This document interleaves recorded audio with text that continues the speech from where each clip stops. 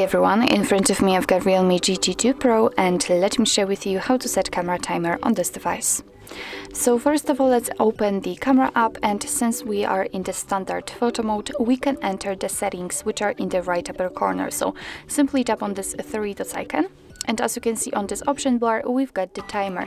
So we've got three different options from which we can choose. Right now we've got the timer turned off. As you can see, we've got this clock icon crossed out, and it is also highlighted in this yellowish color. And we can set 3 or 10 seconds delay. So in order to set the timer, just tap on the option you'd like to use. I will pick 10 seconds. As you can see, it is immediately highlighted, so we can go back.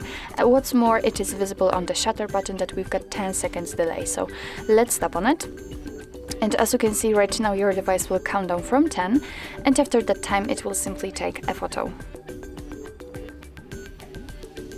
Okay, so the photo has been taken. We can check also the 3 seconds delay, but here we've got the same situation, but right now it is counting down from 3.